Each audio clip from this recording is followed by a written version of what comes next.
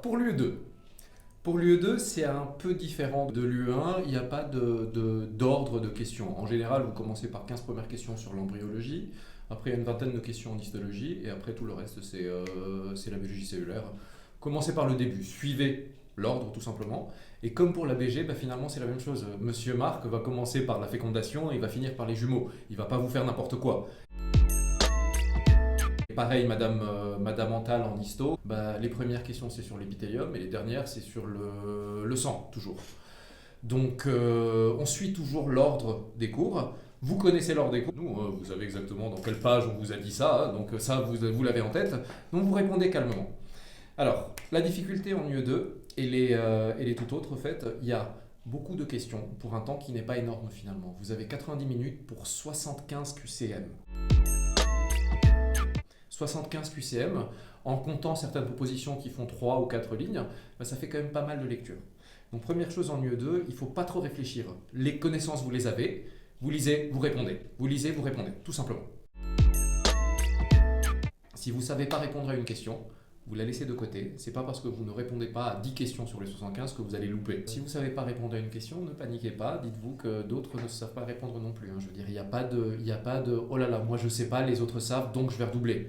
Quand vous ne savez pas, d'autres ne savent pas non plus. Tout s'équilibre naturellement lors d'un concours. Vous lisez, vous répondez, tout simplement.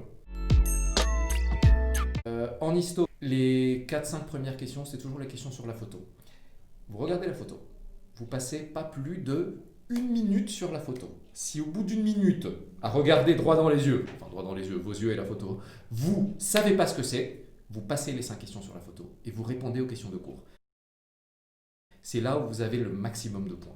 Et après, si par hasard il y a du temps à la fin, vous venez, vous essayez de répondre à la question sur la photo. Okay, sinon, vous perdez beaucoup de temps sur la photo. Quand vous ne savez pas ce que c'est que le tissu, vous pouvez le regarder 1000 heures et vous ne saurez toujours pas ce que c'est que le tissu. Mais par contre, vous aurez perdu du temps. Et ensuite, en biologie cellulaire, en général, il n'y a pas trop de difficultés. C'est des questions de cours. Encore une fois, c'est pareil, vous avez une photo, mais là... la photo en général, c'est l'ultrastructure de la cellule. Vous aurez un lysosome, vous aurez une microvillosité, vous aurez un cil vibratif. C'est des choses qu'on reconnaît plus facilement. Et quand bien même, c'est toujours la même logique. En biologie cellulaire, il y a 5 questions sur la photo et il y a en tout 35 QCM. Donc si vous ne répondez pas aux 5 questions sur la photo, il vous reste encore 30 QCM derrière un de cours. Donc de toute façon, ce n'est pas la photo qui va vous faire couler. Quelques pièges à éviter. Évitez de trop relire vos réponses. Plus vous relisez, plus vous allez chercher des pièges, plus vous allez pinailler sur un détail. Alors vous cherchez un piège qui n'est jamais là, vous pinaillez sur un détail que même le prof n'a pas pensé au détail, et du coup vous gommez, et là c'est la catastrophe.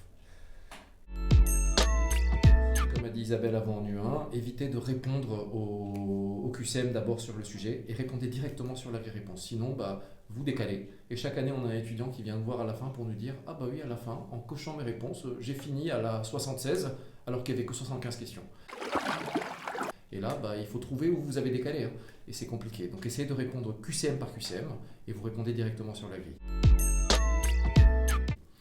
Comme l'a dit aussi Isabelle avant en UE1, en UE2, il y a encore plus de questions, donc vous vérifiez, vous tournez toutes les pages recto verso pour vérifier que vous avez toutes les questions. Okay, vous avez 75 QCM, il n'est pas logique que vous sortez en vous disant « Ah moi j'en ai vu que 65 », c'est que vous n'avez pas tourné une feuille. On a suffisamment fait de QCM pour savoir qu'il faut tourner toutes les feuilles, tout simplement. Donc bon courage à vous et bonne chance. Bonne chance, restez zen.